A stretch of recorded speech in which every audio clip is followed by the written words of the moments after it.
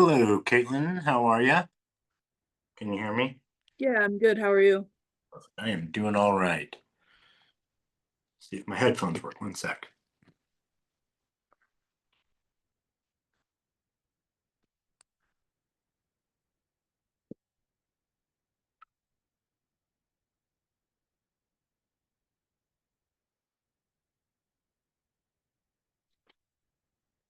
All right. Who's got the really good looking steering wheel?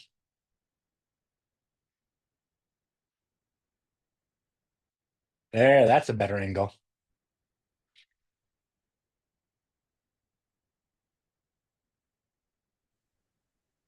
Sherry, how are you? I'm Ben. Nice to meet you. Good. Nice to meet you.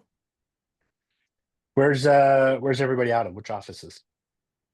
I'm out of Eugene Springfield. Nice. Caitlin, how about you? Sunset Corridor. Oh, my office? That's where I'm out of. Are you in the office working often or you work from home? I'm not quite licensed yet. Oh, got it. Got it. Right.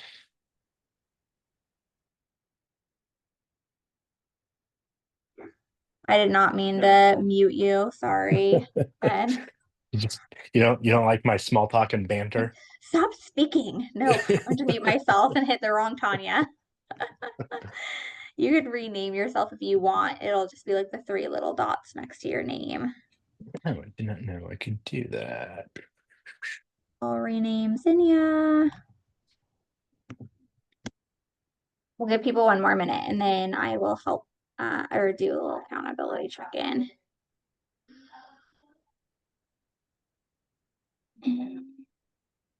Hey, Stephanie. Here's Emma.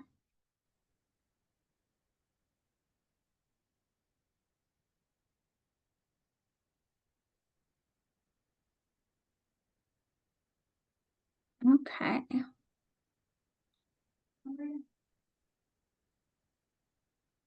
All right, we'll go ahead and get started with our accountability check-in. Hopefully everyone had some success this weekend. Sherry, you want to get us started? How'd your weekend look? I was gone for the weekend, so I didn't Oh, have any open nice. houses or didn't get much done. But I did start working on getting my AI going. So I kind of tested out Manus and Gemini Pro. So I got some stuff Nice. loaded in there. Awesome. And I Good also job. finished reading Shift. Oh, good job. That's great. I need to, That yeah, was I very need to get in informative. with Gemini. Emma, how about you? How was your weekend? It's been good. I have some friends in the sign business, so I've been working on business cards and also looking into Area Pro a lot more and watching videos on that and how to use that effectively. So it's been good. Nice. Awesome. Good job. And Zinnia, how are you? I know you're driving, but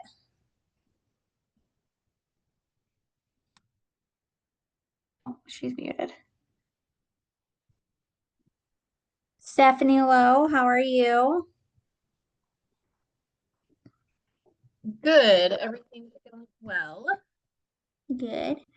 Staying busy, keeping in touch with customers, and my magazines are going out later this week. Awesome. Good job. Vapop? Can you hear me? Yes. How's your accountability going? How was your weekend? Trying to reach out to people. Mara, I did drop you a message, so I wasn't sure if I should be assigning my name for open houses or should I first start by shadowing somebody. So that is one thing I wanted to check with you. Yes, I wasn't able to find you anyone to shadow last weekend, but it is on our radar to try to get you someone this weekend. But meanwhile, you can also sign up if you're feeling comfortable enough to. Yeah, I've done open houses before, so I wasn't sure Yeah, if there's anything extra that I could learn by shadowing somebody from Keller I'm Williams or there's always great things you can pick up, but don't let it hold you back either. okay, so I can just go ahead and do that. Yeah. Cool. Thank you. Yes, absolutely. Jake? I'm good. I am not currently doing anything for real estate because I'm actually on vacation out seeing my family in Utah.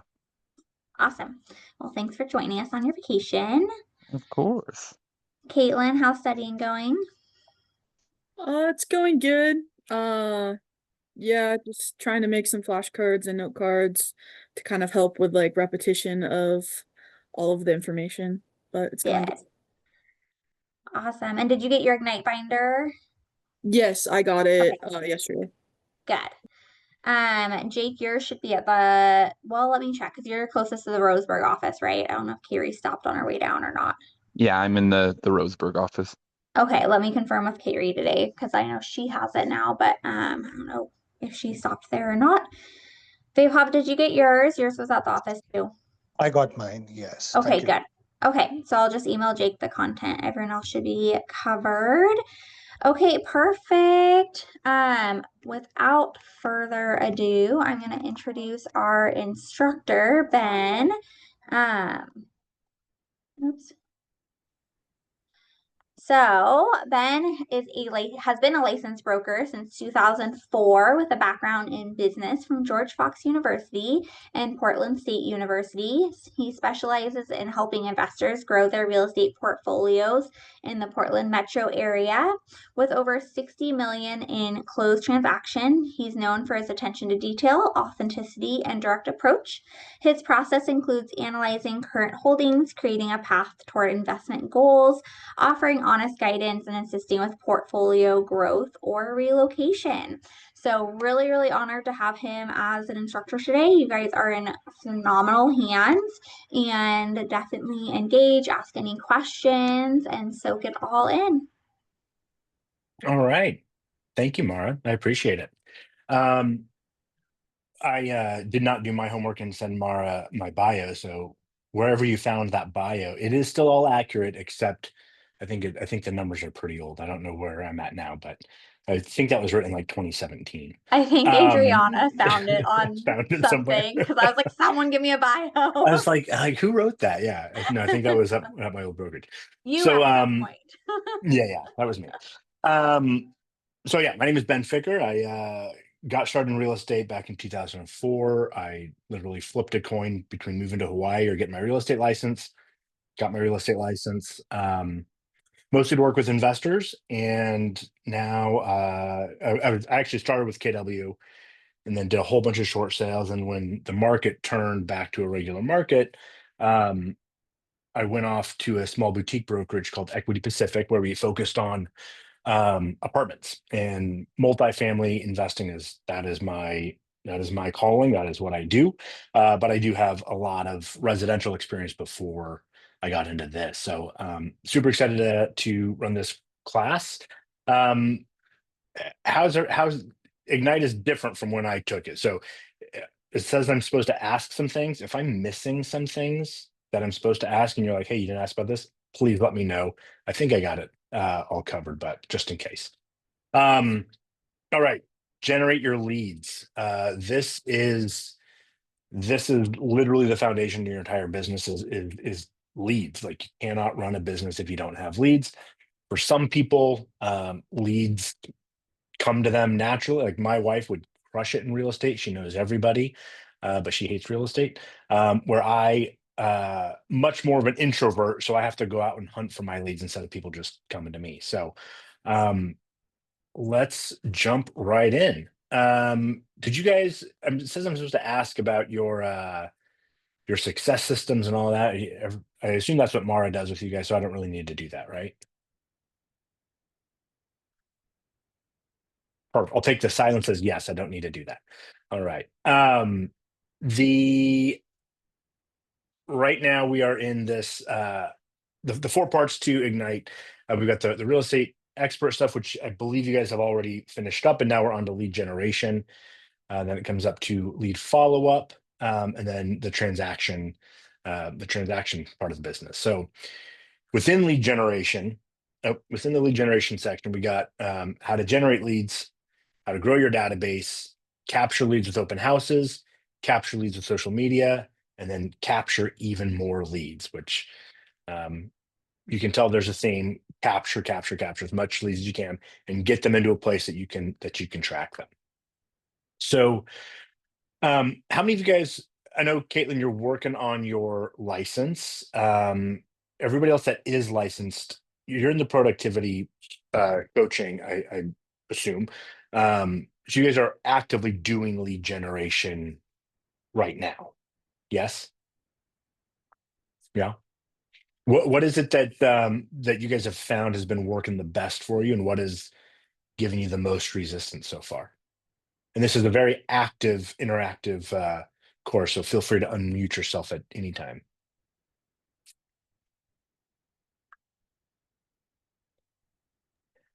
Ben, I just got started, so I'm reaching out to people that I know in the city, ex-colleagues and people outside. That's fair, and that is where we are. At least I am. Yeah. When you're reaching out to them, how are you reaching out to them? Are you just M- phone Meeting calls? them personally, meeting few of them personally, texting out to them that, hey, this is something new that I've started.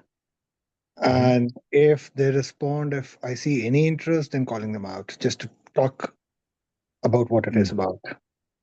Cool. That's great. What's been the hardest part of lead generation so far for you? I believe I've been talking to people, but they are really skeptical about the market right now. So I won't call that as a lead for my business because I'm just telling them that I'm into this world right now. And if you know somebody down the line, and if you are interested sometime down the line, then reach out to me, because at this point they're really worried about the market, at least the market that we are in right now. Yeah. I sell investment properties. It is, the last 3 years have been the worst 3 years. Like, as far as total number of transactions go, there's just not a lot of activity. So buyers keep wanting a better deal, and sellers are still sticking with 2020 prices. And everybody on my end is skeptical about the market as well. How about one more? Who else has been doing some lead generation? What's been working? What's been difficult? I like open houses. Yeah. I like open How are- houses as well. Open houses. Is Mhm. it what is it about open houses that is that works for you guys? What is it that you like? It gets me good leads and I have people in front of me to talk to. Nice. When you do these open houses, are you doing the whole knock the neighborhood, or 3 left, 3 right, 5 across, whatever it is? You're that whole thing? Yeah, I'm doing like 20 to 30 door knockings in the neighborhood. Nice. Try to Cool. do that for each one, but I'm not getting it for each one. Yeah. But Yeah. yeah. Oh, Sherry, that's awesome. Oh, sorry. Yeah. What's been besides open houses, what's been the hardest part about lead generation for you guys? I mean, it's been hard getting to talk to a ton of people. I've been talking to people I know, and that's been good as well. But I think the market is making things difficult right now. They're very Yeah. hesitant. Even the people Yeah. I'm meeting at the open houses, they're just not ready to do anything. Yeah. Yeah. They're just out gathering info right now. Yeah. Okay, so here's the agenda for today, and I'm actually gonna come back to that point to gathering information. I'll come back to that towards the end. But the agenda for today, we're gonna talk about lead generation model. Oh, sorry, I missed a step. By the end of the session, you guys are gonna be able to generate business from the people you know and who know you, identify your sphere of influence and calculate the potential income opportunity, categorize your sphere of influence and expand your reach, apply best practices for lead generation. So as we go through this, as we're going through a section, write down any questions that pop up. I may be answering it in the next slide or two, but if not, obviously, if you're driving, don't be writing down any questions. But when we get to the next section, if we haven't answered it, by all means, raise your hand and we'll see what we can answer. This quote by Gary Keller is I heard this a long time ago, but it's, my fear of failure was greater than my fear of lead generating. Does that resonate with anybody? Does anybody feel like they've got a fear of lead generating? No. You will go far in this business if that's your answer. And I'll just be brutally honest. I lead generating is one of the hardest things that I do. I'm very much an introvert, and I like to have everything. If I'm going to call somebody, I need to know exactly what I'm going to say, what's the value I'm going to provide. And if there's any question that my numbers are wrong about the market, I'm like, well, I'll figure it out and do it next week. And I keep kicking that can down the road. And it is the number one thing that if I can get that mindset right, there's a lot of business out there. So having a fear around lead generation is 100% normal. In fact, I would say if you don't have a fear around lead generation, that is the exception. I wish we could all have that, but it's especially in a business like this where it's so relational. You don't want to come across as a sleazy salesman or I only want this relationship for the business. Like, having a fear around that stuff is totally natural. But you can lead generate and not do those things that you're afraid of happening. So, all right, let's jump into that part. All right, you guys know the 6 core competencies of a business, I assume. I think it says you did this in session 2, so I assume you've got it memorized. Who wants to read off the 6 core competencies of a business?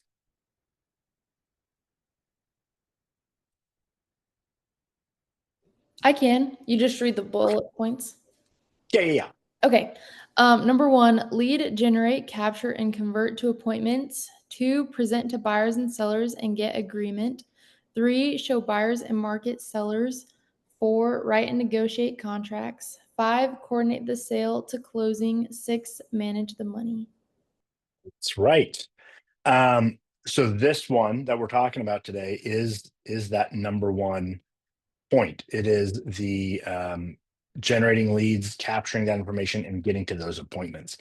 It includes talking to people about buying and selling real estate daily, capturing accurate contact information, including name, phone number, email, home address, and any other information you can get from them. And then it's converting those leads to appointments. This is where you find active buyers and sellers. You're going to set an appointment to meet and agree to work together with a buyer agency agreement or a listing contract, whatever it's going to be. I think this is true for residential real estate as much as it is for commercial real estate. When I'm selling apartments, it's considered commercial. So a lot of commercial brokers, they don't have a goal of doing 60 sales a year, right? When I first moved over to that small boutique brokerage, at our very first company holiday party, there's 3 of us, just went to dinner. And this guy, Chuck, was there. He was frustrated because he hit his GCI goal of $600,000, but it took him 8 deals to do it, and he wanted to do it in 6. So tough problems to have, I know. But when you think about that, 8 deals, that is, if one of those deals falls apart, what is that? $75,000 in commission. That's just gone. So this step of, I missed some stuff. So this step of having those appointments to figure out if they're real buyers and sellers, that is the number 1 thing that I tell new commercial brokers, because you can so easily waste your time with people who they're not real buyers and they're not real sellers. And when you're only trying to do 6 to 8 deals a year, that is a huge chunk of your annual income.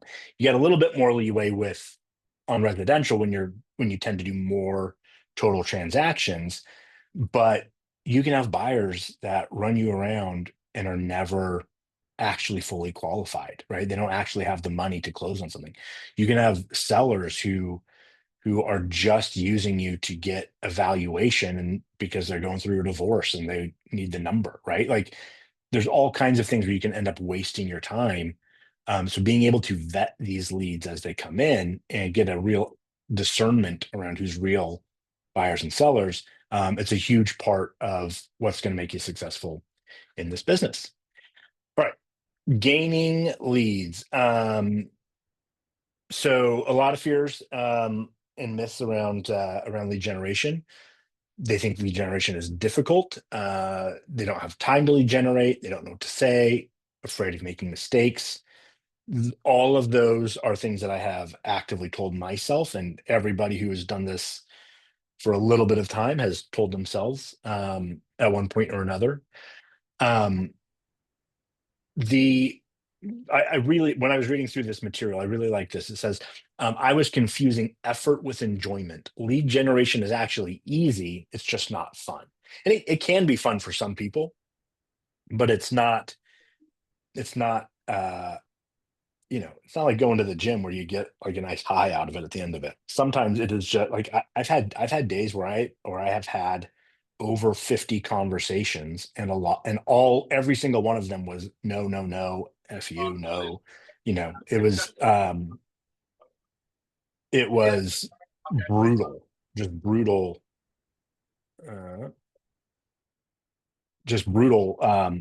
lead gen time. And it's really hard to get yourself out of that funk. But what does Gary Keller say often? It's like time over task. Anyway, it's the more you do it beats how good you are at that thing. Don't have time to lead generate. I had an issue of making time to lead generate and protecting that time. I am not great at time blocking and following that at all. I really, really struggle with that.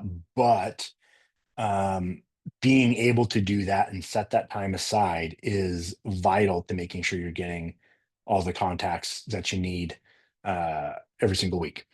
Not knowing what to say, I had to get on the path of mastering the dialogue skills needed in this business. For me, a lot of it was I didn't want to be the guy who you're only hearing from me because I'm asking for business. So I had to come up with what are items of I can call because I've got some value to provide. And then as an aside, by the way, what are you thinking about buying, selling? Who do you know? Whatever it is, right? But I had to pivot my dialogues from just asking for business to how do I provide value, and then the business will follow from that. Lastly, I'm afraid of making mistakes, but I found that lead generation is nothing more than a set of tasks and skills that are well documented. You make so many mistakes when you're talking about what the market's doing, this price, that, whatever it is. It's very easy to make those mistakes. And what I've realized is I think if somebody hears me make a mistake, they're going to remember my name as the guy who didn't know the current, pending ratio for their asset class. And they're never going to want to talk to me again because details are important. If I can't even get that right, why would they ever talk to me? And then I call them 2 days later and they have no idea who I am. They completely forgot that conversation. So getting hung up on making mistakes, you want to do the best that you can do, but the reality is everybody you call, they're not paying nearly the attention you think they are, and they'll forget those mistakes way faster than you will. All right, I'm supposed to refer to the participant guide here. Everybody have their workbook, unless you're driving, have it out. So lead generation is the number one key to being successful in real estate. Doesn't matter how good you're selling homes, If nobody knows you're in the business, they're not going to send you business. If they do not feel connected to you in a way that has them reach out when they are ready to sell, why are you in real estate? But here's the thing: you already have, or there's two components to lead generation. You've already got them started: your sphere of influence and your database. Everybody here has gone over or heard of what a sphere of influence is before. Yeah, your SOI. Have you guys developed that already as a part of your productivity coaching?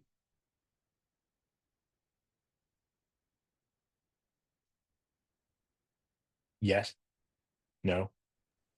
Think we're like actively working on it. You're actively working on it. Got it. Okay. Now I have no idea how to do this actual activity because it says to look up the number of contacts in your phone. And I've signed up for so many apps that have pulled in so many things. I have no way of knowing how many people are on my phone. Does anybody know how to figure that out? How many actual contacts are in your phone? If you have a way to, by all means, let me know. But I've probably got thousands of people in there because it pulls them in from Microsoft Outlook and Gmail and all these things that we've synced before. And I'm like, I don't know who any of these people are. Are you But iPhone? yeah, So yeah. if you just go to your contacts and scroll all the way to the bottom, it says how many there are. I have to go all the way to the. Yeah, you just literally scroll all the way down and Oh. it should say how many contacts. All right. Well, I don't know if this is accurate because it says 2,500 exactly. And I don't know what are the odds I'm at 2,500 exactly. I don't know, but that's what it says. So maybe that's what it is. So then you got to calculate what's the potential closing opportunity from those contacts. So you take that total number multiplied by 0.081. That comes from how many people are selling every year or whatever, buying or selling every year. And then you can figure out how many potential referrals in your database by multiplying that original number by 0.1. You add those two together, you figure out what your average commission is, and then that will tell you what your income opportunity is from what is in your phone already. So if you had, oh wow, so the example they give is 250, and I happen to have 2,500, so this is going to work out great. We'll just throw a zero onto everything. So for my 2,500 in my phone, that means I should have 200 potential closings every year, 250 potential referrals every year, which is 450 potential sides. And at an average commission of 5,000, that would be 2.25 million potential commission in my iPhone. I don't know if that's true because mine's convoluted, but can you guys still hear me? It just beeped like I lost my. Yeah, there we go. So when you get a sec, who can do the math pretty quickly on their end? Who's got their numbers figured out there? Caitlin, you know where the you know how to get to the total number of your contacts. How many you got in your phone? 370.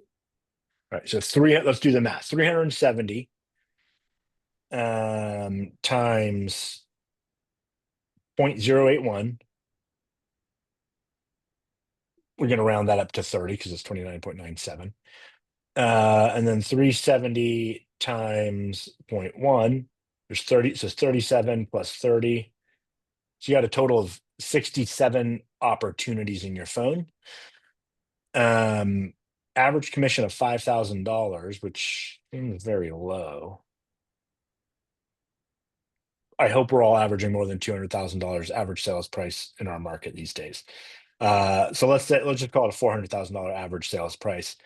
That's $10,000 commissions times what did we say? 470 or 370. sorry, 67 times 67. So there's $670,000 gross potential income, but gross potential commission in your phone if this math holds true. What was that? That's a great numbers. Yeah. It's pretty accurate too. Like I know the numbers for multifamily because I track that market very, very closely.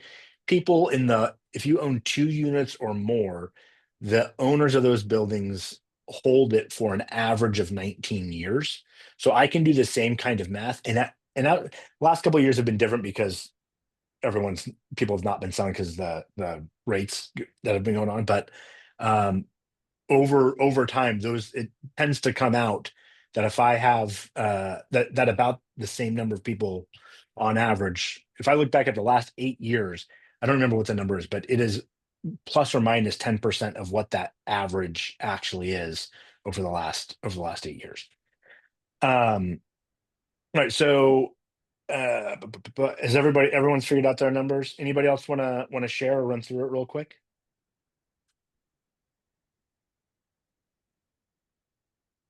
Sherry, do you know how to get to the numbers on your phone? Yeah. How many people do you have in your phone?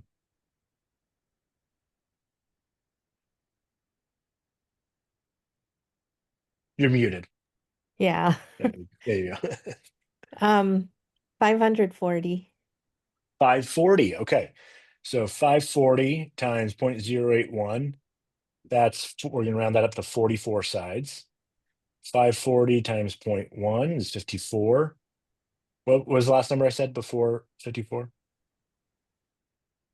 540 times 0.081. So 44. 44 plus 54, potential 98 deals in your phone at this moment. Multiply that by a $10,000 commission.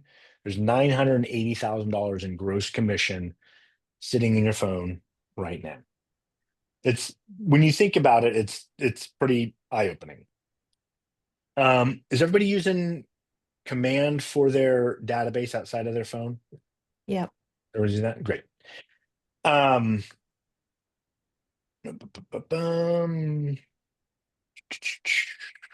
Did that. What am I missing? Oh, yeah, there we go. Any ahas from that? Anything that was surprising to anybody when they went through that?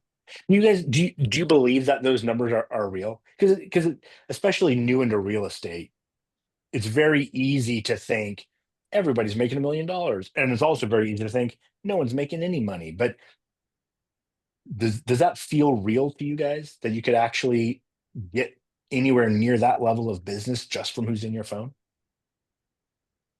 Nope. It doesn't. It doesn't, because everybody tells you no, or they're busy, or they got somebody, or so it doesn't feel real. So it's very I would say, being brand new in the business, it probably actually isn't real. Let me clarify what this is actually doing, because I think I probably missed a step or missed something I was supposed to say. There's not necessarily $980,000 gross commission specifically for Sherry, right? But there's $980,000 of commission in your phone that somebody is going to get, right? They might be telling you no, but that doesn't mean they're not doing a deal, right? So think of it less like, well, that's not real because none of them are going to use me. Think of it like these are our opportunities to get up to bat where there's a legitimate deal, potentially a legitimate deal to take a swing at, right?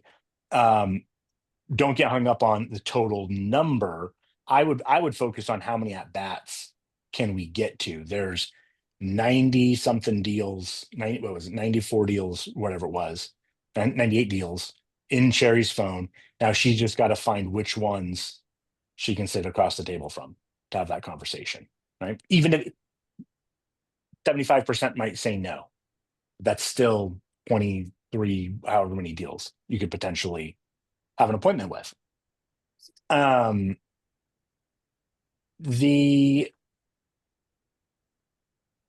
So when you guys are beginning when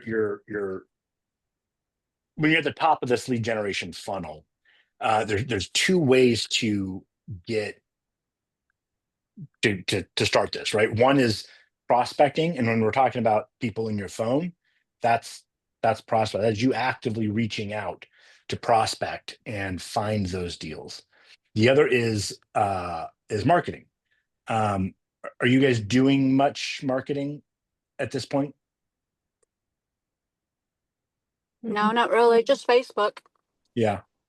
Like Facebook ads? No, I do all my open houses on Facebook and anything I got Nice. going on. Okay, so you're marketing that stuff. Okay. Even, I mean, this isn't a marketing class, but when you're in the marketing, when you're talking about marketing, there's two parts to marketing, right? One is what you're doing with marketing, the stuff that you're doing, and people will see that and then reach out. And then there's a direct mail, direct call to action, direct, where you are specifically asking them to touch, like posting your open house it is great, because then when you call the people who saw that, they're like, oh yeah, you're very busy in real estate, and then they'll have a more in-depth conversation with you. If they've never seen anything about you doing real estate before, they'll be like, what, you're doing real estate, right? So doing that side of the marketing is important. But there's also this part where it is like what I do in my business. We go after apartment owners. So if I've got a buyer looking for a 9 to 20 unit apartment building, I search my database. We send out a series of letters to try to get them to call, right? So that's another aspect of marketing versus just one's having a billboard up, and then the other is direct target marketing, right? But on the prospecting, that is the beautiful thing about prospecting is it's essentially free. Your cost per conversation is really low. Marketing, any kind of marketing, is money intensive, it's passive, but it is very good for long-term results. I had when I first started doing multifamily, I would send out a quarterly series of letters to specific owners that I was targeting. And 5 years into doing multifamily, I got a call from somebody who I'd never spoken to, who, when I showed up to the appointment, was holding literally the very first letter that I had ever sent as a multifamily broker. And he held on to that for whatever reason. And when the time was come for selling, he had that letter, he called me, we had the appointment, we listed and sold his property. So that is a very long-term investment. Prospecting, you can have a call today, have an appointment tomorrow, have it listed by Friday. That has happened to me before. So anytime you're starting to feel like in a slump and there's not enough business, you could always drop $20,000 on mailers, or you can be like, you know what, my focus this week is to double the number of outbound calls that I'm going to do, double the number of conversations I'm going to have, whatever that metric is. And it is more time intensive, but it's cheap and it's very proactive, and people in my niche especially love proactive brokers. And then you can have those immediate results. No, I skipped that slide. So yeah, so that's just going over what we just talked about. When you guys are prospecting, I'll follow the model here. Sorry, 1 second. So when you do that lead capturing, whether it's prospecting or marketing, that stuff has to go into your database. Now, it's important to differentiate between a lead and a contact, right? I would say everybody goes into your database and they're all contacts, and some of those are leads and some of them are not leads. Not everybody is a lead, but everybody is a contact, right? So the leads are the people who have in some way raised their hand or said, oh yeah, I have been thinking about that. Maybe not now, maybe in the next couple of years. Well, now that's a lead for a couple of years down the road, but you can start the nurture process and forming those relationships. And then while you're cultivating those, so now you've got the leads, which you have one form of conversation with because they have raised their hand in some way, and then you've got your other contacts. You're nurturing those people. So then when you make that call in 3 years, they're like, oh yeah, now I am thinking about it. And now they become a lead for you to try to get that business. Right. So cultivating contacts for conversion, that's the long-term conversations that you're having with people who have not yet raised their hands. But a smart database or data bank allows you to have these planned and meaningful communications with your database.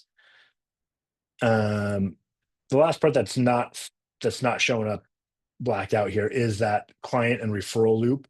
So once they've done deals with you, now they're going back up here into this contacts bin again, where now you're just going to keep nurturing them until they raise their hand as a lead again. As I'm not sure the level, like how far people have been in their real estate careers in this group. Has anybody here gone through a full transaction yet? No? Okay. Yes. Yes.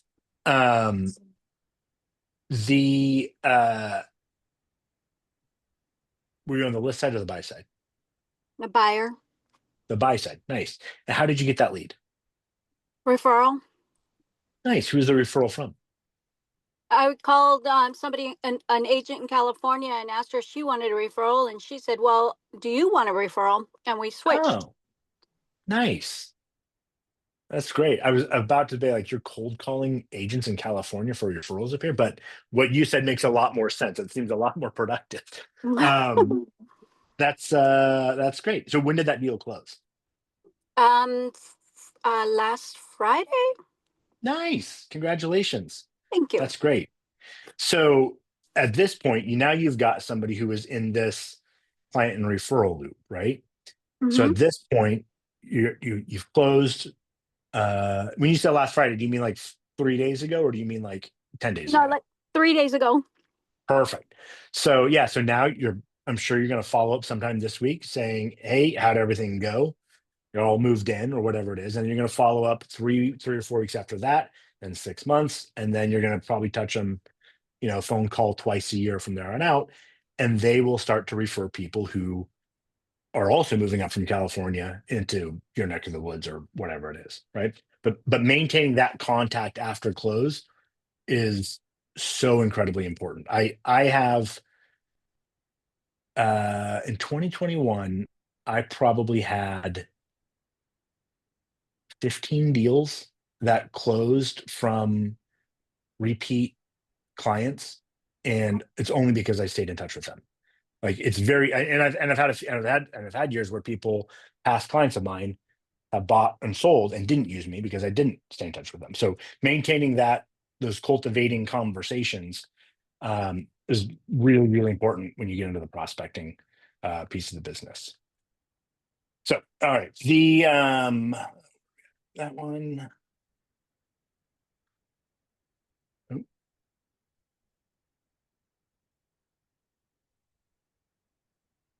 That. Okay, so the types of communication you're going to have with your database: phone calls, email, text messages, face-to-face, on the KW app if you use it, handwritten communication, messenger, Facebook Messenger, things like that. What do you think is the number one most effective of these types of communication? What do you think is the number one most effective form of communication for building your business? Person to person. Okay. Any other votes? I would say, at least like in my experience, it's the one that works the best for the individual person. Okay, that's a great perspective. Yeah. There's a guy who coaches realtors and lenders, a guy named Rick Ruby with a company called The Core. And his famous thing is you have to get belly to belly with the client. What he means is face to face. That is like the highest level of interaction that people can have. You can't read tone on text, right? You can't see their reaction on a phone call. You might be able to infer it from their tone of voice, things like that. But that belly to belly, face to face is the most effective for building those relationships. But to Caitlin's point, if you're only doing one belly to belly meeting with a contact per month, then that's not going to be the most effective in your business, because you're going to be able to do 50 phone calls in the same month and you might end up getting more business. But if you can get those phone calls, emails, text messages, convert them to those face-to-face appointments, that's what's going to really build your business and turn leads into legitimate closed transactions. Are you guys using all of these as part of the productivity? Are you guys? We don't use the KW app on the commercial side, so I'm not. Is that something that do you guys communicate through the KW app to people? I guess it would be for IDX searches, anything like that. No. No. What about handwritten communication? You guys sending thank you notes or gratitude letters, anything like that? Not really. Not really. I've left a couple of thank yous at open houses that I've held Nice. to the Left owners them of the home. to the owner's home. Mhm. Have you thought of, when you collected contact info from the open house people, have you sent them letters? No, It's that might be a good idea though. Everybody has kind of moved on from direct mail, and I think it is one of the most effective forms of community. Like, it is one of the most personal things that you can do when everybody else is texting with emojis, and they're gonna take your postcard and glance at it and throw it in the garbage, but they're gonna see a thank you card in an envelope that looks like maybe an invitation or something. They're gonna open that up, right? So you're gonna get a much higher, what's the word? A lot more people are actually going to see that and remember that than they are your postcard that would be sent, or a text blast that somebody does, right? So I would say, especially if you get to have a face-to-face, following that up with a thank you for your time, it goes such a long way. Especially, I mean, I'm going to keep going back to multifamily because that's what I know. I get so many more calls off of my handwritten cards than I do on anything else that I've done for marketing properties or prospect. Like, it's crazy how much people call back from that kind of stuff. I don't It's a gather huge part of their it. addresses though when they sign in at open houses. I usually get Yeah. email or phone number. Sometimes I get both, but usually Okay. it's email or phone number. Do you get a lot of people who own real estate when that are coming through, or is there a lot more first-time people coming through that are currently renting? Mostly first timers Okay. that I've been seeing as potential leads. Okay. So I If can't po- really so, write yeah. them a handwritten note. Yeah. Well, what you can do is, if you can get them into let's say that they aren't a first timer, and you know that they own real estate somewhere, you can then reverse search them in Look tax them up. records to try to look them up that way. But if they're a renter, once you have that meeting, just be like, hey, can I get your address? I want to send you something, right? Anything that you can do to fill in those gaps on your Yeah. contact card. I get it. You're not gonna get anybody's physical address and an open house sign in. Right. But anything you can do down in the future communication to pepper those in as part of your. How many touches is the model up to now? It used to be 8x8 and 33 touch. Is it still 33 touch? Yeah. Yeah. So once you get that address, and you can do 4 thank you cards or whatever, handwritten notes or whatever a year, that will go quite a long way. We just talked about that. All right, your sphere of influence. Have you guys gone through an exercise like this already, where you've started categorizing them and writing them out? And have you guys gone through something like this already?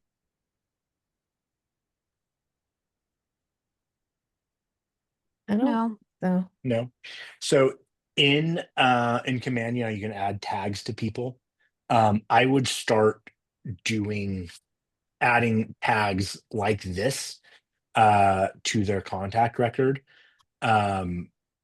If you know what type of work that they do, like if they're a lawyer, or if they run a mechanic shop, or whatever it is, anything you can find out to add to it.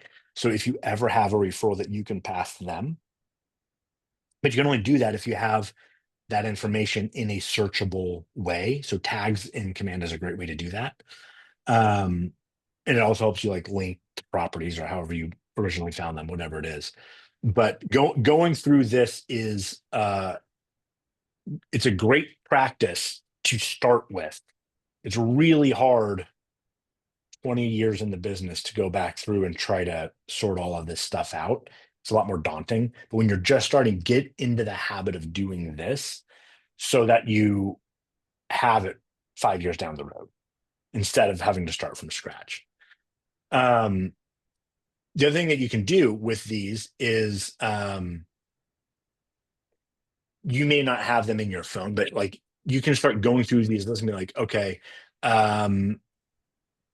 this would be like maybe your past coworker. Who are the other past coworkers that I should be adding in my database? And then trying to find their information to add them. They're on Facebook, and then you can add them that way. You can use this as a reference list for you to build up that database as well, right? Who are the people that I know that are teachers, and then list out all the teachers, right? Things like that. I think that's a great idea because I have people in my sphere, and I don't know. Mhm. I have no idea who they are or why they're there. I have when I tried to find that number, I have 410 Northwest 18th Unit 104. That's their contact name. So I know at some point somebody lived there. I have Vancouver fourplex deal. No idea who that is. No clue. So get in the habit of putting them in your database the right way. So years later, you're like, I have no idea what this person is doing. All right. The other categories of influence, build your SOI day by day. The other habit to get into is how my screen's frozen. There we go.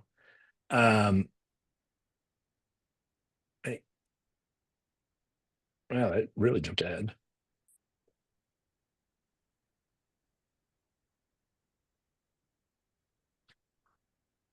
I do not know what's going on with my thing real quick. 1 second here.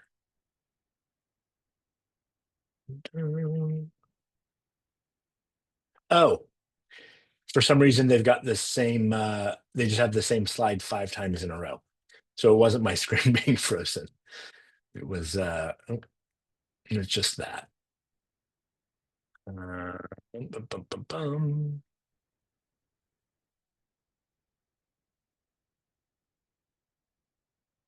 Okay, building your, let me share the screen again. Okay, building your sphere of influence day by day. Now, when you've looked at your list or the people in your phone, and you've thought about who you've interacted with over the last few weeks or whatever, is there any of those conversations that you've had that have that was a good real estate conversation? Is there anyone that was like, yeah, it might not have been a deal, but we had a good conversation about this, right? They might not be ready now, but they seem very engaged in the conversations.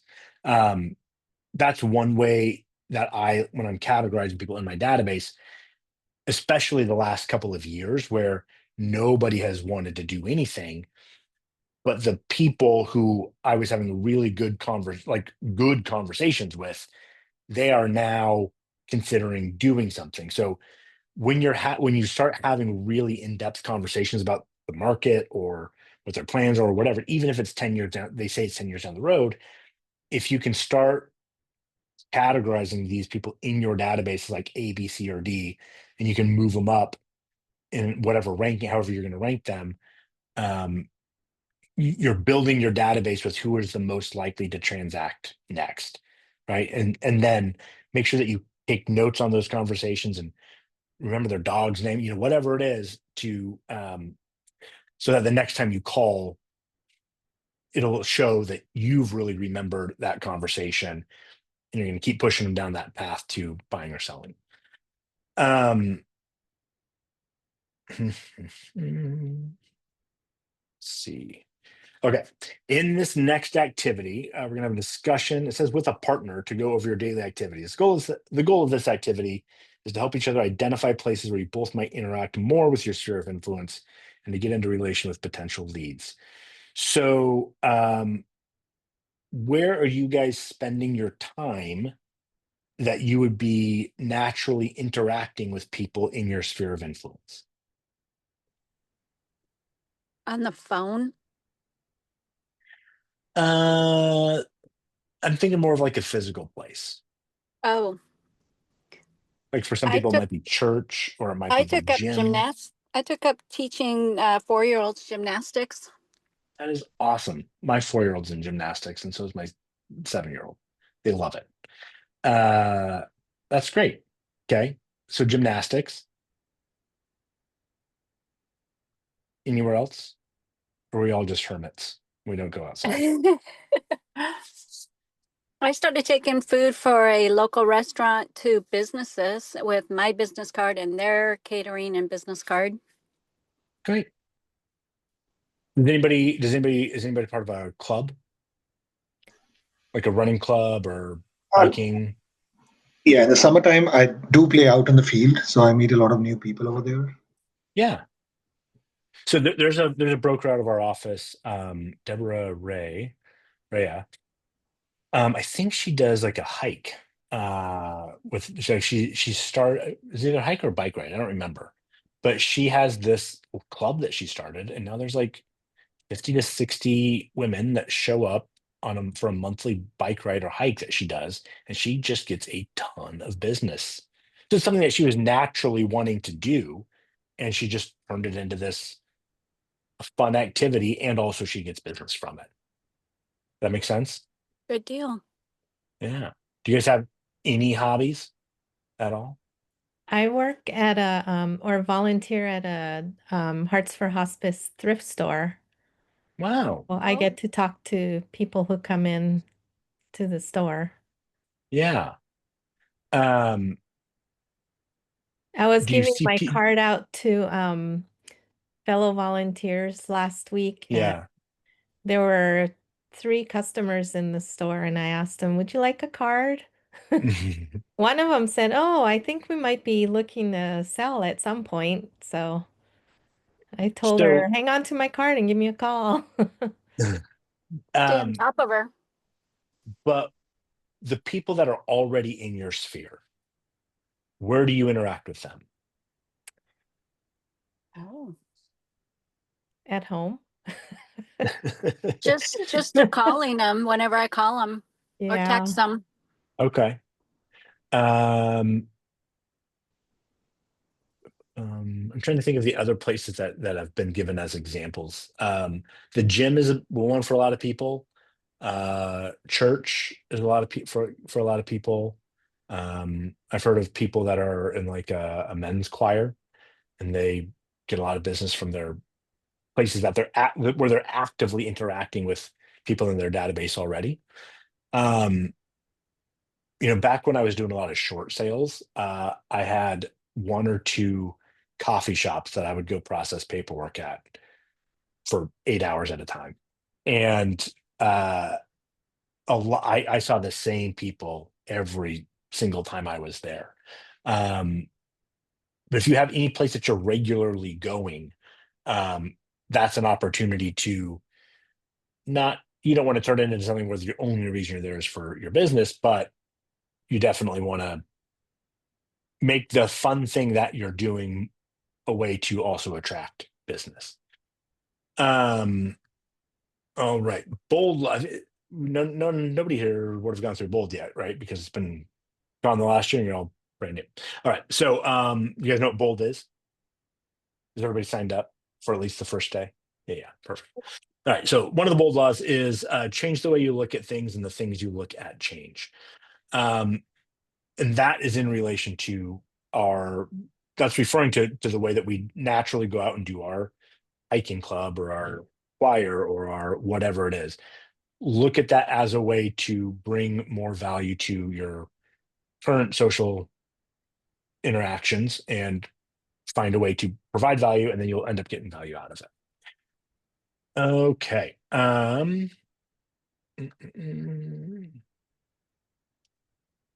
All right. Expanding your sphere of influence.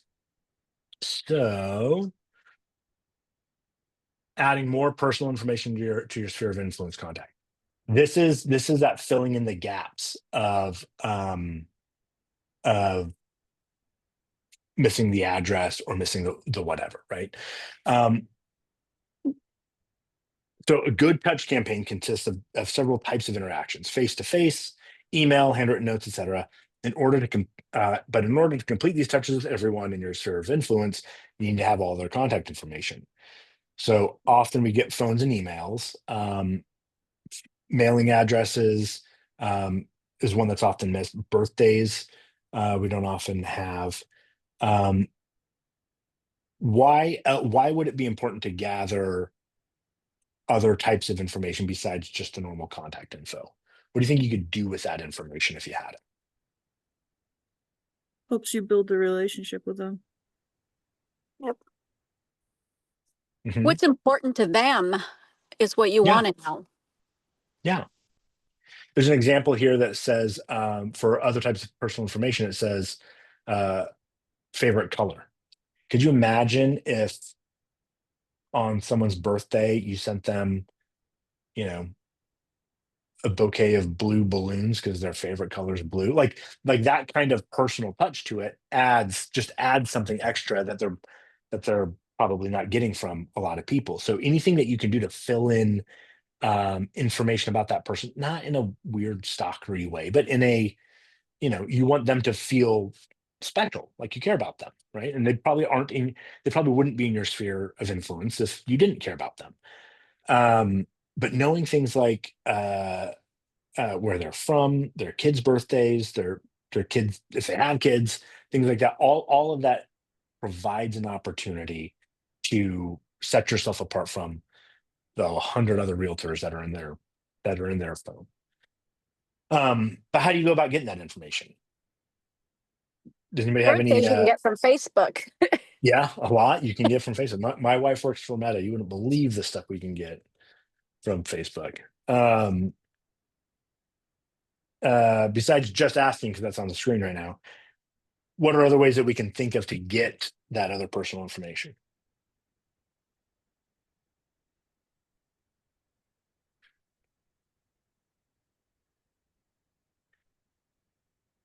Anybody?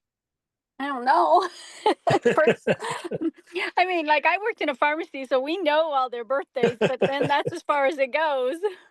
Congratulations on your rash clearing up, that kind of. Yeah.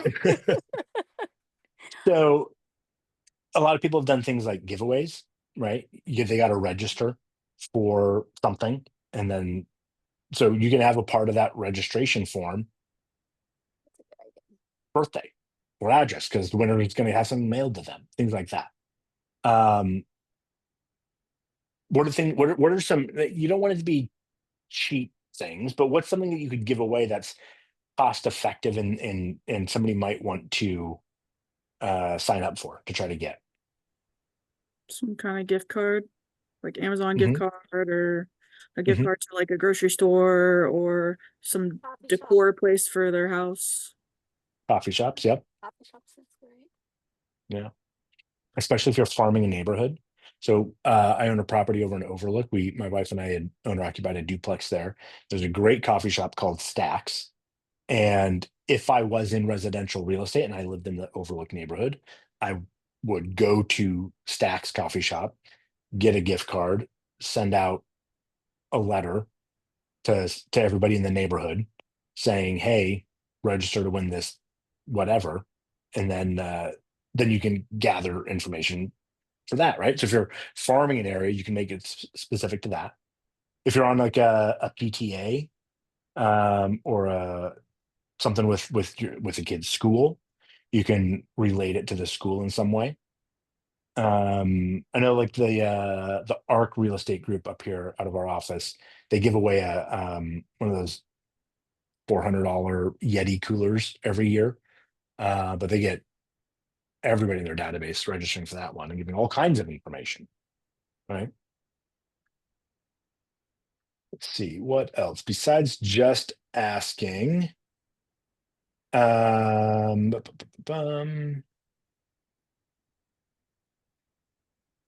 So another way to expand your sphere is to pull those you have casual relationships into closer proximity. So if you've got like my wife is a very social person. Literally every trip we've ever gone on, it literally doesn't matter where, she runs into somebody she knows. She ran into somebody at a train station in Portugal that she went to college with. Like, it's bananas. And we've ran into people in Iceland. We ran into somebody flying back from Jamaica. Like, it's crazy, right?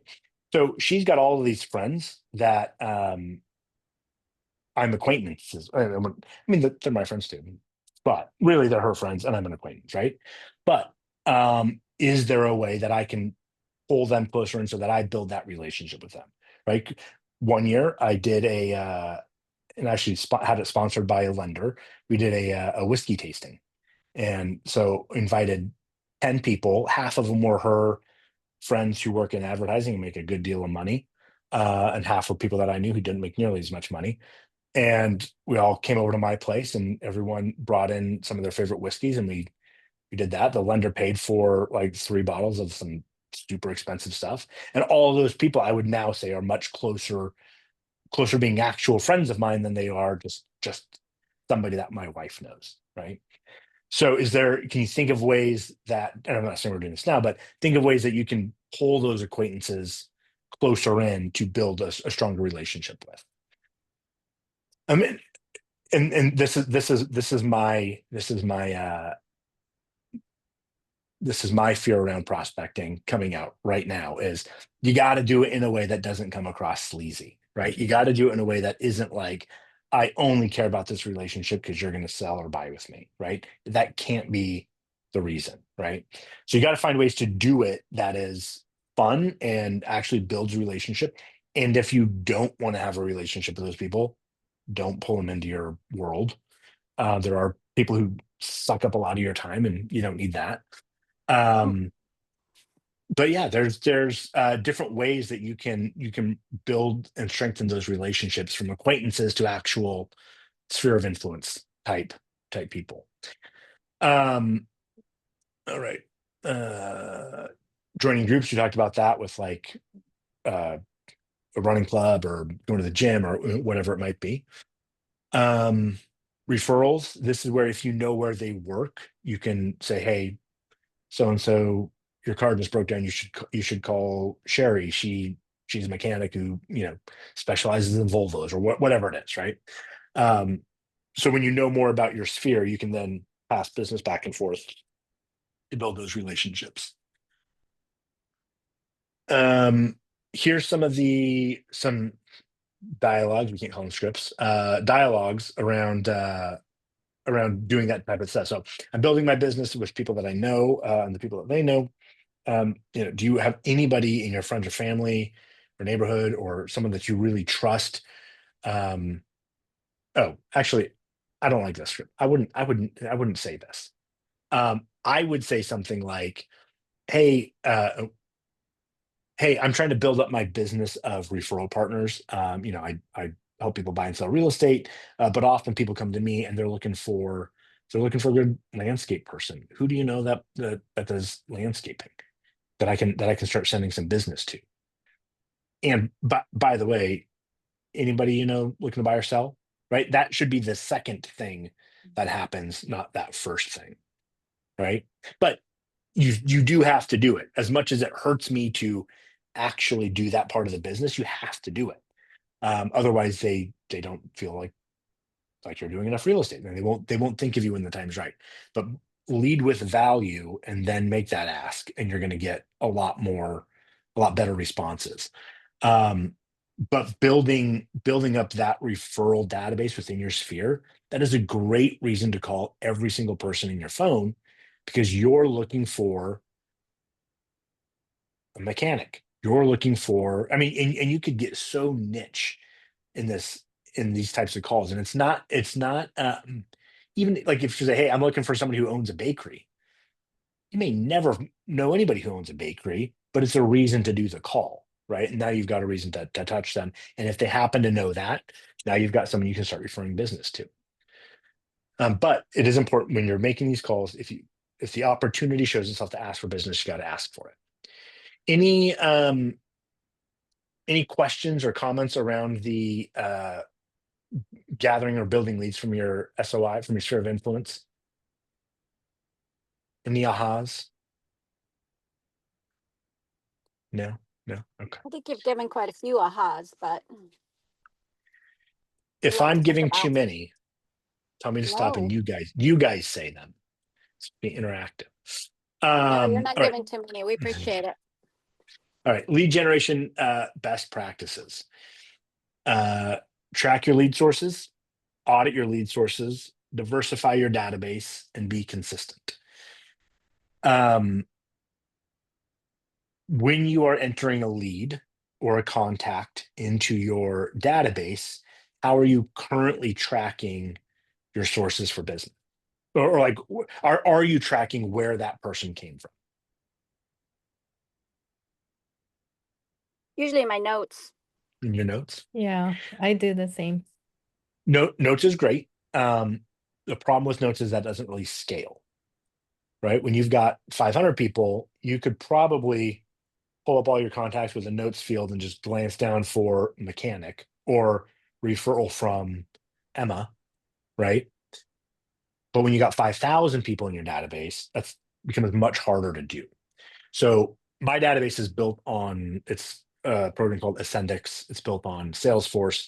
And we have a field in the contacts field of where did this contact come from? And then on our deals transactions, we have where did this business come from, right? So now if I wanted to know the people that are coming in, my Mets in my database, where are they coming from?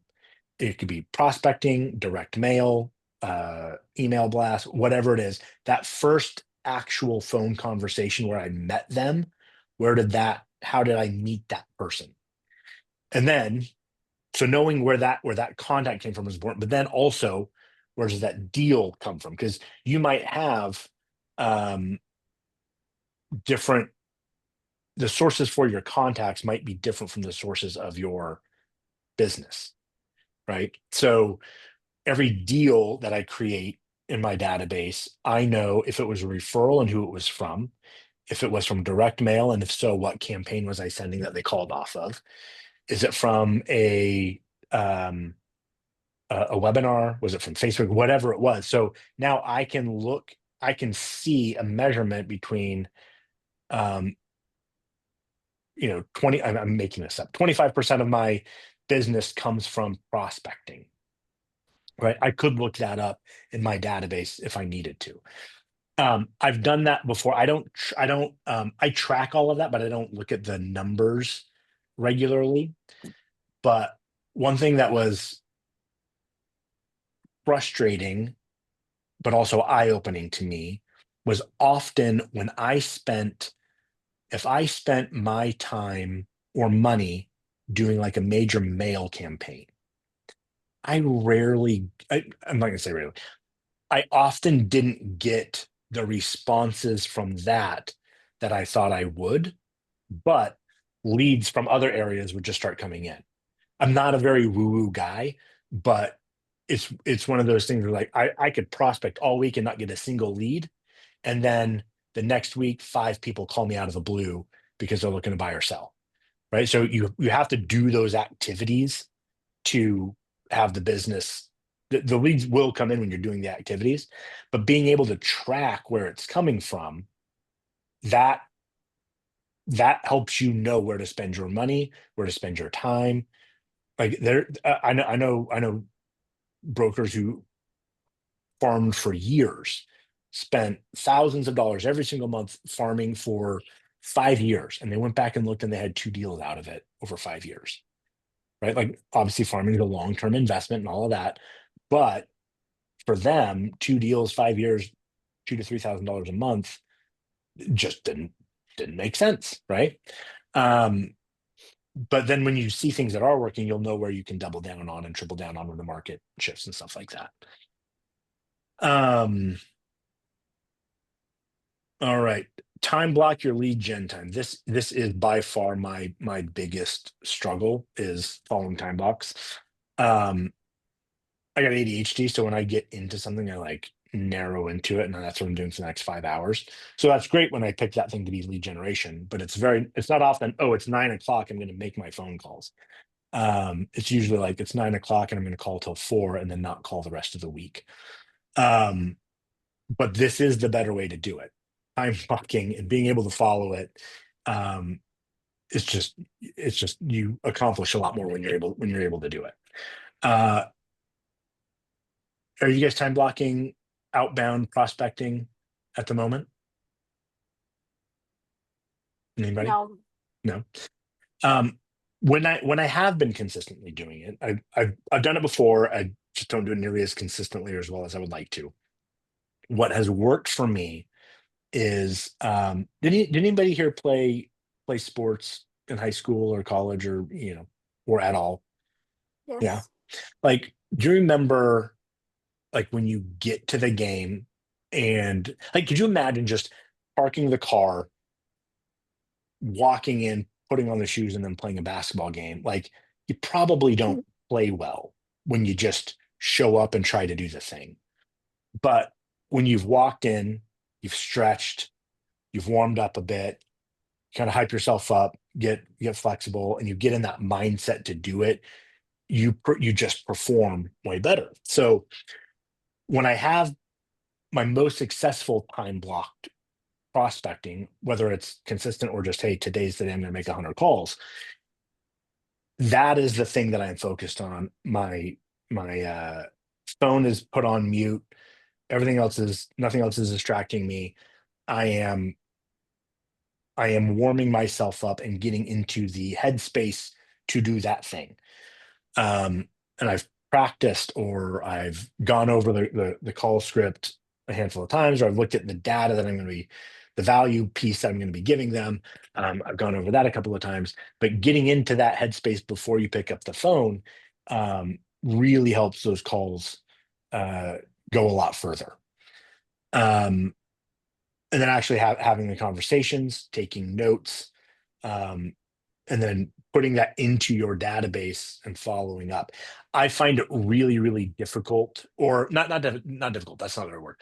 I find it really unproductive to be making my phone call, hang up the phone, and then put all of my notes into the database and make my notes and follow-ups and do all that, and then make the next phone call. Because it gets me out of the mindset of making my calls, right? Like I've now distracted it's task switching, which I don't do well. So now I'm focused on this thing, and now I got to get my head straight again to make phone calls. So what I found, so I use Ring Central for my phones, and it does a great job of transcribing my calls and making my notes for me. So I just go through and I do all of my calls. Let's say I've got 10 people to call. I'm going to call all 10 of those people. And then when I'm done with that, now I can look at my notes and then go back into my database to update it and make sure I've got my follow-up scheduled and all of that. Does that make sense? Instead, like you're batching the tasks that you need to do. You're going to make your calls first while your notes are being recorded, or you're hand scribbling them, whatever it is. And then when you're done with your calls, then you go and you update command or your database with whatever you talked about. Does that make sense? Yes. Yeah. At least for me, it keeps my mind in the game of dial conversations, whatever I can do. Do you guys do role playing with each other? No? Okay. we'll start doing that. I'm sure it's a thing that'll come up in your productivity facet already. It's really this actually, the fact that we're doing these classes is really. I know, you guys listen to the MREA podcast, Millionaire Real Estate Agent thing. Mhm. The one that came out today,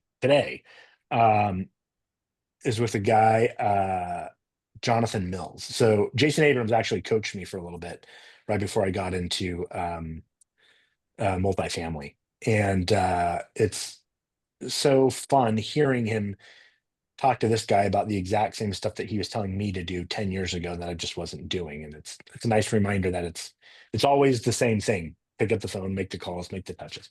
But the episode that dropped today was 20 million in volume in 8 weeks, the 8x8 playbook with Jonathan Mills. He really leaned into what this and this building a bunker, what all of that looks like.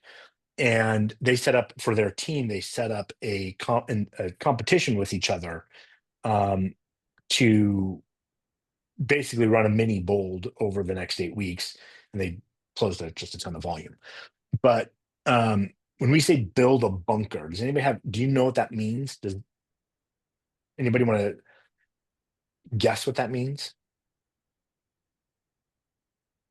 So building a bunker is putting your phone on mute, minimizing your email, closing your office door, making sure that you don't have the distractions that are going to take you away from your task of making these calls. They also say store provisions, right? I've got a mini fridge in my office that has all kinds of delicious snacks. Sweet for minds, that is anything that's going to distract you or take you out of your focus, right? So that would be like the muting your notifications, making sure you don't have your Facebook window open, anything that's going to pop up, and especially when you're as distractible as I am, like you've got to have those things out of sight, out of mind. So besides like your phone notifications and things like that, what are other things that you like? I've got my email open and I just saw that I had 3 more emails and I almost clicked on it. So what are the other things that you guys that you would want to, how else could you sweep for minds? Do you guys mostly work out of your homes or do you have an office that you go into? I work from home. Yeah. Home. Back in when I was doing residential in like 05, 06, 07, I worked from home and I had a pool table in the garage and I had to get an office because you can't really just sweep the pool table out of the way when it's right there. You're like, I just want to play pool all day. So home can be tough. My wife works from home and she's really good at doing things around the house while working. And for me, I can't do those two things at once. So if I worked from home and the dishwasher needed to be unloaded, I'm going to stop working, do the dishwasher, then go back to working. She can have multiple phone conversations while putting stuff away. And it works for her. It doesn't work for me, right? So are there things in your house that distract you and keep you from getting this stuff done? Yes, lots. Laundry, dishes. What's a way that you can protect yourself against getting distracted from that? Set a time for doing my home duties. Yeah. Anybody else? Close the office door. Yeah. Or even just going, like if you're close to an office, just be like, okay, I have an appointment at my local office from 11 to 1. You drive into the office, you make your calls, and then you can go back home. Because if you can set the time to do your home tasks, your home admin stuff, that's really great. I just will never follow it. It'll be on my calendar and I'll just breeze right through it, right? So if that works for you, whatever you've got to do that works for you to keep yourself from getting distracted, that you just have to do it. Next is enlist support. Tell those most likely to seek you out what you're doing and when you'll be available. So I'm the director of KW Commercial out of our office. A lot of people come up and ask me questions all the time, and I'm happy to help all the time. But if I am trying to do calls, I have to put a sign on my door that says, do not disturb making calls or something like that. Because otherwise people come right in.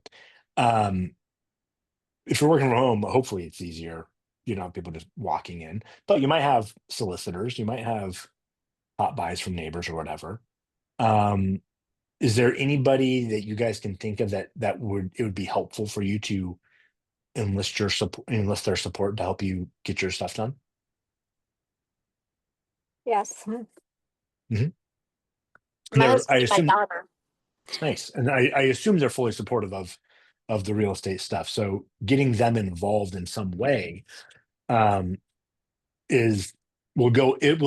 getting them involved in some way will go a very long way in making sure you've got your time to do this stuff. Now, all of this stuff comes from the book, The One Thing. Have you guys read that yet? No. God, that's such a good book. What's the one thing in such that, I should have this memorized. What's the one thing that I can be doing right now that makes everything else easier or unnecessary? And for a lot of people, that comes down to lead generation. If I'm doing my lead generation, most of my other problems are solved. So if you haven't read The One Thing, read The One Thing. It's a Gary Keller book. It's probably the one that's most quoted, and it's definitely the one most quoted outside of real estate. Just a great life perspective book. Right. Any ahas around building a bunker, protecting your time blocks, lead gen? Any ahas or anything anyone wants to throw in? Questions? Anything? I think determination, Mhm. because you have to set all these boundaries, and if you are wishy-washy, you're not gonna follow through. Yeah. How long are you a person where if you've got determination for something that will carry through for a while? Or like for me, I can be very determined about something for about the next week, and Yes. then I'm gonna get distracted and move on, right? Yes. So how do you protect against waning determination? On um I have to block everything out and just kind of go into like just a room with no TVs, no nothing, and Mhm. block it out. And I Yeah, know I have a list of what I want to get done and do that. perfect. So from in is that a habit that you can maintain over the course of your real estate career, do you think? No. Okay. So now we're not preparing for the what if this happens. We know it's going to happen. We We know, yeah. know that there's going to be a shiny object and I'm going to get distracted and I'm going to want to do that instead of the lead generation. So what can we do? How do we build our bunker in a way that keeps that going? I don't have an answer, by the way. I'm asking because I think going to an I office helps me, but Mhm. I quit going to the office just because I don't know, I just quit going to the office, but I think Yeah. definitely going to an office does help. Yeah. What about going to the office helps you? I go in the back room where there's no one else and I, I have to do something, so you do what you need to do. Yeah. For me, I come into the office every single day because there's people here that are also working, right? If I went to a coffee shop to work, I could sit and scroll Facebook or read the news or do whatever it is. No one there is going to be like, what is Ben doing here? Right. But if I'm doing that here at the office, people are be like, it would be weird if you're at an office and you're not working. Right. So coming to the office really helps me as well. What they mentioned in this podcast, the Millionaire Real Estate Agent podcast episode this morning, was they do this team challenge for themselves. It's an 8-week challenge, and then they take a month off, and then they do it again, right? So they basically do it once every quarter, but it only lasts about 8 weeks, and then they give themselves a bit of a break, because it's a lot of pressure to maintain this call cadence and all the activities that they got to do. It's hard to sustain. So they've gamified it in a way that they can do this challenge for 8 weeks, relax a little bit, and then in relaxing, they build up that hunger to want to do this thing again. So that's another way to do it, right? Give yourselves some challenges along the way, reward yourself, take a little bit of a break, and then go back and do it again. Let's see. Okay. That is the content for this course. You guys don't normally stick through and do the success systems part in an Ignite class, correct? Okay. Does anybody, so that's the end of our content of what I'm supposed to teach. But we've got another half an hour. So does anybody have any questions for me about lead generation, about real estate in general, about anything that you want me to go over? Off the subject, do you have a Facebook? Sorry, is the question, do I have Facebook? Yeah, because I like to look at people and see what they're doing or how they're wording things, or I learn from looking, mimicking other people. I do have Facebook. Do not mimic me though, because it's not very good. I rarely post on my personal Facebook about work related stuff. I need to. And my Portland multifamily Facebook page probably hasn't been updated in 3 months. My wife works for Facebook, and I don't know why. That is one of the things that I want to do, but to me it feels so passive compared to getting on the phone and making calls that I just don't do a lot of it. And candidly, a lot of the people that are buying and selling apartments aren't on Facebook. So, and I can be very outspoken with my politics, so I might rub people the wrong way. No. Yeah. That's trouble. Yeah, it is. It is. What are you gonna do? Yeah. I think I finally got old enough. I learned my lesson. No, I haven't posted anything political in like 9 months, but we don't need to get into it here. Any questions besides Facebook? No more traps to get me in trouble and say something that's going to get me canceled.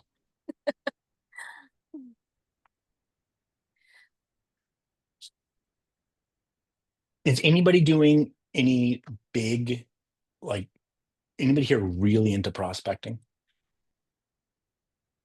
I was doing really good. I did from March to May, I did 83 open houses. Wow. And That's a so, lot.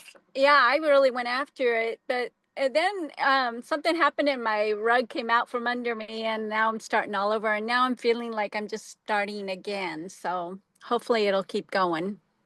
You have probably done those 83 open houses in that 3 months is probably twice as many as I have done in 21 years. Easy. I'm not an open house person.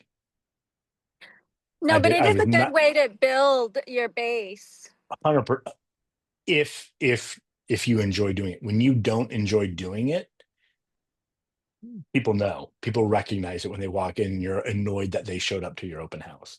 That was me. I was like, I don't want to do this. Right? That's why I wasn't ever really great at residential real estate, because there's a whole emotional aspect with buying and selling where people live. And for me, I'm like, what are the numbers? What's the cap rate? Does it cash flow? What's the investment here? That's how I think about real estate. So when people are like, well, that's where we can have little Johnny open his Christmas presents, I'm like, I don't care. it's hard for me to fake that. I mean, I can when I need to, but it's not who I am. So open houses have never really worked for me because it's just not my thing. But we do a lot of prospecting, a lot of phone calls. Yeah, I found it really works for my niche. Does anybody here have a niche in the business that they're going after? See, that's what I was going to ask you is there seems to be so many different ways of going in this real estate that how do you find, I mean, obviously you're a very numbers guy that to Mhm. know, to do open houses and want to know all the numbers, where I'm more of like I met a stranger at an airport and I can talk to him. Yeah. For me, it was like when I got into real estate. So the full story of me getting into real estate was I remember I was 15, so it would have been 1998, Black Friday, in line at Best Buy. I saw the book Rich Dad Poor Dad. I grabbed it and read a bunch of it while we were in this 2-hour line to wait to check out. And I knew at that point, like, I'm gonna do something in real estate. And then when I was 21, I flipped the coin and got into real estate. I always got into real estate for the investment side of it. And I had deals that I didn't get because they didn't like the paint color. And I'm like, how is that your deciding factor on buying a house that's $175,000? Like, it was 2004 was a different time. So yeah, I knew I wanted to work with investors, and but I wasn't thinking multifamily. I was thinking like flippers, and that was the hot thing then, was flipping properties. And so when the market started turning, we did a lot of like worked with a lot of rehabbers, and then when the market started turning, I got into short sales, and that was fantastic because all the conversations with the lenders was about, are you going to make more money foreclosing or doing the short sale? So I could have those conversations super easy. And we did a lot of those. When the market came back around, I remember doing like an open house and being like, I'm going to get out of the business. If this is what I have to do, I got to get out of the business. But then I had my now wife, my girlfriend at the time, her father-in-law introduced me, or her father introduced me to a guy named Jason Waxberg, who sold apartments. And I went to meet him for coffee, and instead of doing coffee, we just drove around while he ran some errands. And he's pointing out all these apartments. He's like, so and so bought that for 125 a door, rehabbed it. It's probably worth 200 a door. This guy got it at a 6 cap, and now he's going to sell it at a 4.5 cap. And like all of these numbers that I knew, but I'd never heard anybody in the business talk about real estate that way. So like I knew immediately. I was like, this is where I got to go with my business. There's I don't know how many single family homes sell, but multifamily, five or more units, there's an average of like 200 and I think it's 230 transactions a year. 5 or more units in the Portland metro area. If you throw in 2 to 4 units, it probably triples. But when you think about it, that's not a lot of total deals for the full Portland metro area. But I've made way more money focusing on this one niche than I ever did when I was trying to service everybody, right? And I would take any deal that came along.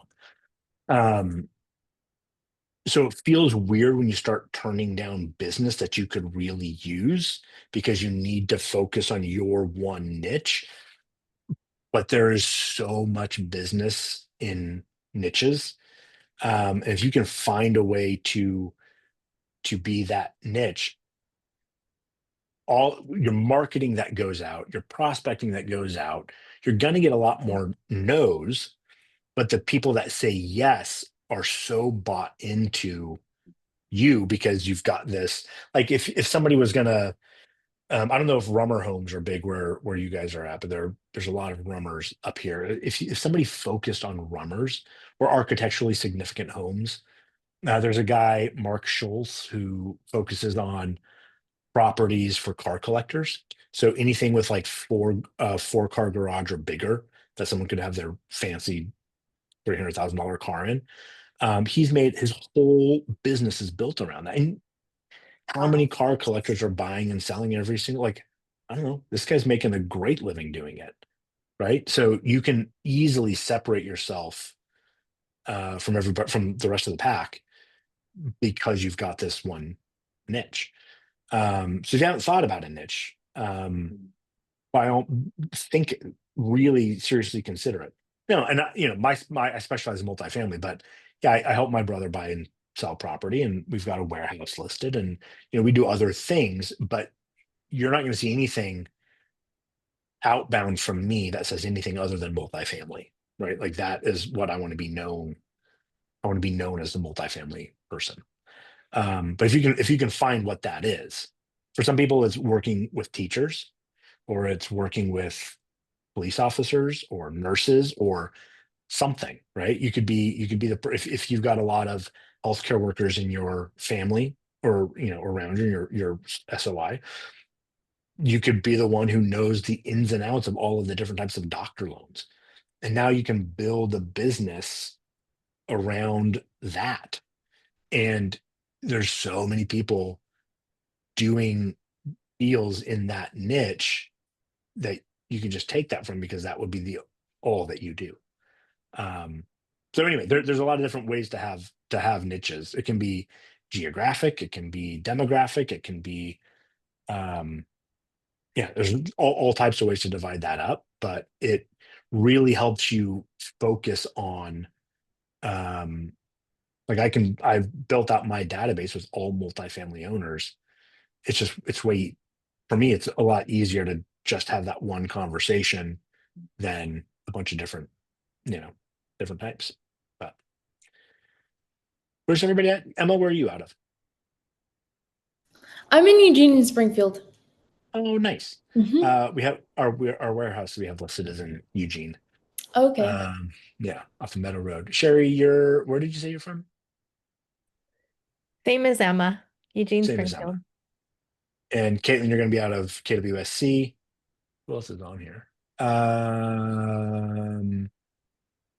Is it Xenia? Is that how you say your name? Senior. Xenia. Where are you out of? Roseburg. Roseburg. Jake, I think I heard you were in Roseburg. Yeah. Okay. Do you guys know Melissa Hayes? She's out of your office. I love Melissa Hayes. She's great. She does commercial with me. Not with me, but we talk all the time. Stephanie Lowe, where are you out of? Medford. Medford. Yep. Do you know Melissa Hayes? You guys, Yes, I do. wait, is Medford and Roseburg, those are separate offices, right? Or are they one office? No, they're separate. I think Melissa's out of Grants Pass. Is that right? Yeah, I thought there was maybe I'm Grants. even though I'm in Roseburg, I'm with the Medford office.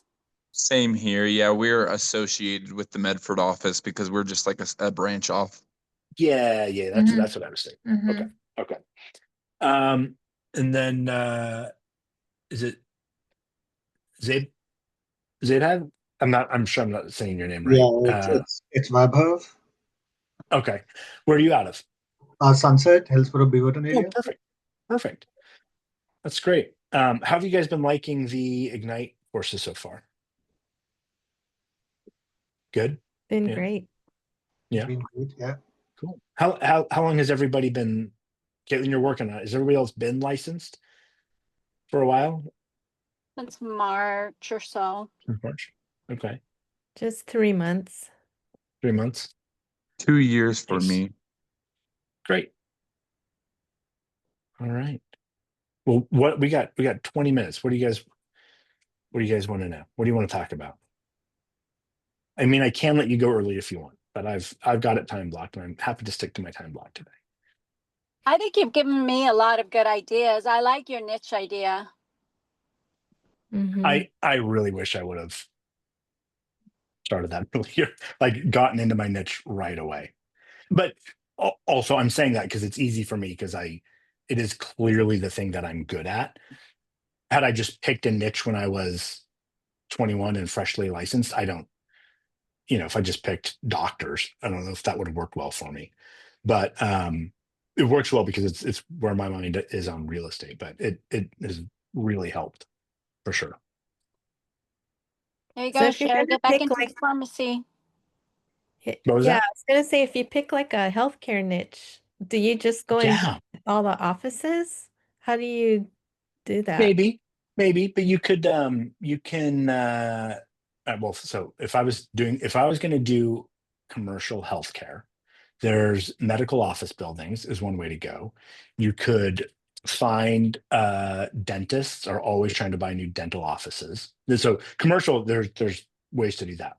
On the residential side, I don't think I would go into the offices.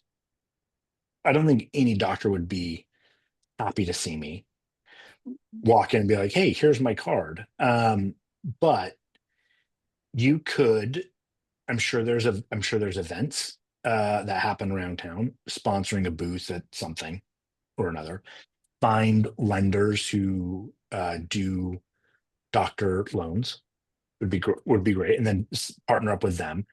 It would be putting out social media content that it speaks to that. Um, and once you start building that database of like you can look up doctors. I mean, there's got to be a list of licensed doctors that you can find somewhere, right? Or like some association or group that you could get Yeah. their list from, and then you can direct mail to them. But I yeah, I would say connected with, I'm sorry, I connected with the place that I worked at in a pharmacy technician, and then I just kind of like everything that they post or attach my Facebook to theirs somehow, mhm, because then they know me because I used to work there. yeah, it's really funny. This podcast episode that dropped this morning, um, one of the guys there or on this team, he had done, I think it was like 2 deals the year before, and then he did 8 deals in the 8 weeks that they did this. And he worked part-time as a nurse, I think, or as a nurse practitioner, something like that. But he started asking the people that he worked with, and that's where all of his business came from. It's just funny that healthcare that really worked for these guys. But there's ways to do it. Any event, I mean, I think showing up at events is probably the most effective outside of knowing them because you work there, um, or finding ways to partner or sponsor things at events that they're already going to. Yeah, yeah. Any other niche ideas anyone's thinking of?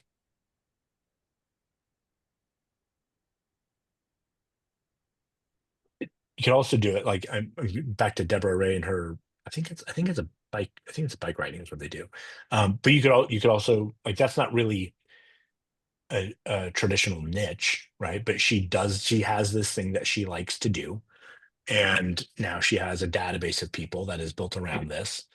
Um, so if anybody's like a runner or a rowing or sailing, I don't know, something like that, um, you can just have that be your identity, right? And you can build your whole thing around it. Let's say it's cribbage. You could probably build a really successful business around cribbage. I'll bet you could, right? You could sponsor local tournaments and things like that and start a Facebook group around it. I'll bet you could do that. And cribbage, like there's a play on word somewhere in there. You could probably do that. I own the domain Coffee Shop Real Estate because when I was single and I lived close in Portland, I had this idea of my whole website being about the cool local coffee shops, and then it would show the real estate available around it.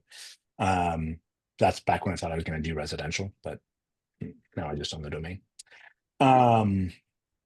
Yeah, I You can explore sell the it. niche idea. I could, but it's only like $12 a year to hold on to. I don't know. Maybe I'll do something with it later. Maybe my kid will get into real estate There you in go. 12 years and he'll want to do it. I don't know. Yeah. Yeah. Anything else you guys want to cover? Any other questions? What's been the best part about being in real estate since you've been licensed? What's the best thing you've experienced? I get to enjoy the outdoors. I'm no longer in a little cubicle. Yeah. Yeah. How about anybody else? I love being excited for my clients. Yeah. Stephanie, what kind of clients are you working with?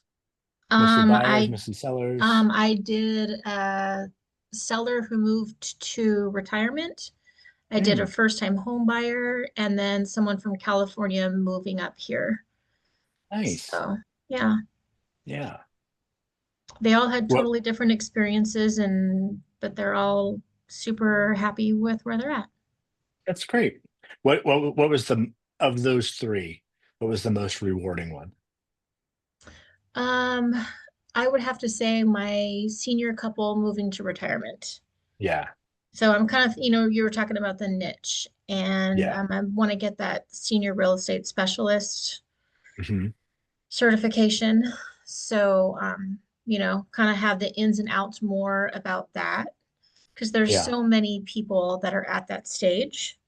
hmm So, That's a huge, I mean, that is especially the next 20 years of real estate, right? There's yeah, so many people, so many homeowners in that,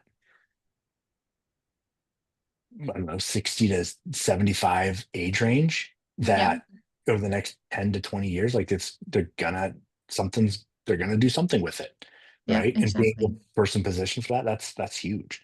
Yeah. One of my most what's the word?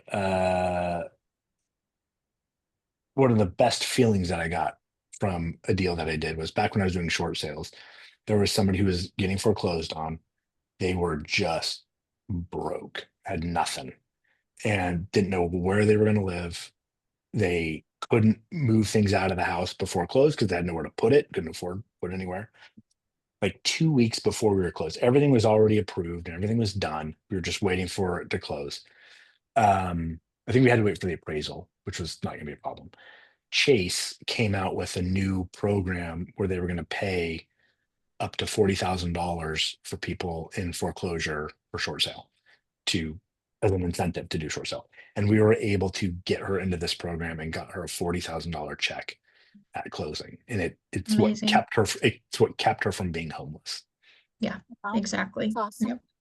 Yeah, that was great. Was that in the 09 time? That was 2011. I think I did that one. Yeah. Wow. Yeah. So when the market crashed in like 08, I started working on short sales up here, but it was like 1 in 3 deals or 1 in 4 deals was a short sale up here.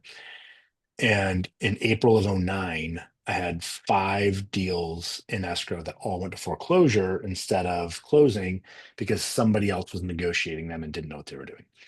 I realized I have got to figure out how to do this. So by the end of May, I was moving down to Arizona where every deal was a short sale. And we hooked up with a loan modification company, and every deal that they couldn't get approved, they gave to us and paid us $500 for photos and lock boxes, because otherwise they would have to give a refund, so that we could do the short sales for them. And I think we did 128, me and my business partner down there that first year, and then a bunch, and I moved back a year later and did a bunch up here. But the cheapest one we did was the best deal that we sold is a 5-year-old home sold for $50,000. The guy owed $475 on it, Oh, and he walked away. Didn't have to pay the difference. Wasn't taxed on it. It was all great. But because of that time in Arizona, when I moved back here, and price homes were like 150 to 200, I was like, well, it can go lower. I've seen it. It's so low in Arizona. I didn't buy any real estate until 2013. And I'm like, I had all of these deals coming right into my pipeline and I didn't do anything to buy them. And that is my biggest regret in real estate. That's my fun story. But my business partner down there, when I moved back, he started buying, and he ended up purchasing like 45 homes over the next 3 years. The cheapest one he got was like actual home was a property that he got for like $5,000. Oh No, man. $12,000 was the home. The cheapest deal he did was he bought land from somebody for $5,000 that he turned around and sold 3 weeks later for $150,000. Ouch. Wow. Good for him. Mm. This Thank lady was you. like, I gotta go. So I'm Yeah, gonna say all thank right. you. I gotta go We'll see teach ya. my gymnastics. nice, have fun. Bye. Yeah. Anywho, that's yeah, that was a wild time. Any other questions? Anything else anyone wants to go over? Any questions on specifically lead generation? Because that's what we're talking about. Actually, when I was doing short sales, I wonder if it's still up. I had a YouTube channel. If you want to see me as a much younger man, I had a YouTube channel. It was the best damn short sale expert in Portland, because there was a whole thing on the best damn whatever back then, and anyway, got a lot of views. That got a lot of business from that YouTube channel. Is anybody doing YouTube or anything like that? Yeah, I need to start doing more content, things like that, around multifamily. I did my best year doing multifamily happened in 2020 and 2021 because I started doing webinars, and we would direct mail to invite people to come to our webinars. And there were times we had like 200 people on our webinars. It was all around, because all of the restrictions with tenancy and landlords and all that around COVID gave us just a lot of content to talk about. So we could do every single month, and everybody was working from home, so we could do it any time of the day, and 85% of the registrants would show up. But then once everybody started going back to work, nobody shows up anymore. Like we would have like 20 people register and 3 might show up. So it just got to be a little bit, I got to figure out how to get that back up and running. But yeah, we did in 2021, directly from the webinars, we did 30, I think we did 34 transactions. And then I got paid on another 12 deals because I helped the guy sell his portfolio here.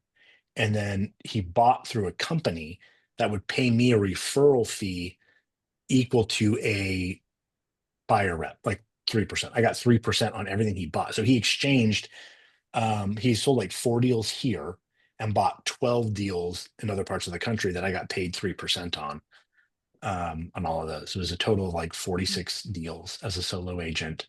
It was great. It was really nice just collecting the mail and seeing a $7,000 referral check come in, and you're like, oh, hey, I missed that. That was nice.